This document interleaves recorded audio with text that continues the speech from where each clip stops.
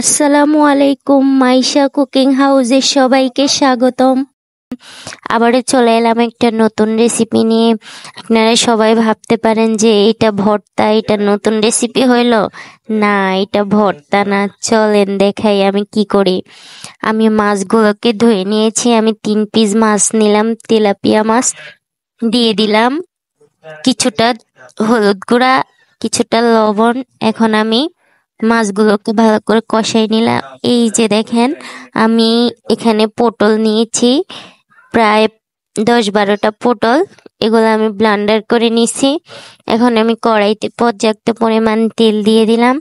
দিয়ে দিব 2-3টা পেঁয়াজ কুচি, দিয়ে দিলাম 2-3টা কাঁচামরিচ কুচি। এখন আমি পেঁয়াজগুলোকে ভালো করে ভেজে নিলাম, কাঁচা গন্ধটা যাতে চলে যায়। এখন দিয়ে দিব 1 চামচ রসুন বাটা, আদা বাটা, জিরা বাটা, দারচিনি বাটা। তো আমি সবগুলো মশলা দিয়ে দিয়েছি। এখন আমি মশলাগুলোকে ভালো করে কষাই নিব। তো দেখেন আমার মশলাটা কষানো হয়ে গিয়েছে, কাঁচা গন্ধটা চলে গেছে। এখন আমি দিয়ে দিলাম লবণ, দিয়ে দিলাম হলুদ, দিয়ে দিব ধনিয়ার গুঁড়া,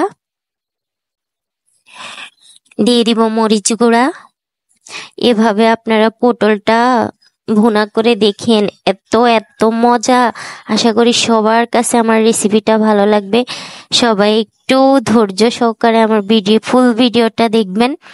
তো আমি দিয়ে দিলাম কিছুটা মাছের মশলা। এখন আমি মশলাগুলোকে ভালো করে কষাই নিলাম। তো দেখেন আমার মশলাগুলো প্রায় কষানো হয়ে গিয়েছে। এখন আমি এটার মধ্যে অ্যাড করব ম্যাজিক মশলা।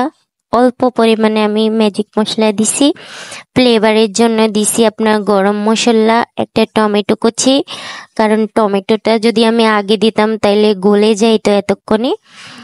এখন আমি দিয়ে দিলাম ব্লেন্ডার করা পটলগুলো। এখন আমি যে মাছগুলো সিদ্ধ করে রাখছি ওগুলা আমি দিয়ে দিব। তো দেখেন আমি ওই মাছগুলা দিয়ে দিয়েছি। এখন এগুলা শুকানোর পালা। তো আমি আজকে বেশি শুকাবো না, আমি একটু মাখা মাখা রাখবো।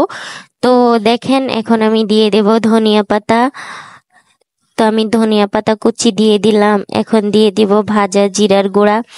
তো আপনাদের কার কার কাছে আমার রেসিপিটা ভালো লাগছে আশা করি কমেন্ট করে জানাবেন। তো সবাই ভালো থাকবেন, সুস্থ থাকবেন, আমার জন্য দোয়া করবেন। আমার পেজটা ফলো করে দিবেন, লাইক এন্ড শেয়ার করে দিবেন। তো সবাই ভালো থাকেন। আজকের মতো এই পর্যন্ত, দেখা হবে আবারও নতুন কোনো রেসিপিতে। ভালো থাকবেন, সুস্থ থাকবেন। আল্লাহ হাফেজ। আসসালামু আলাইকুম।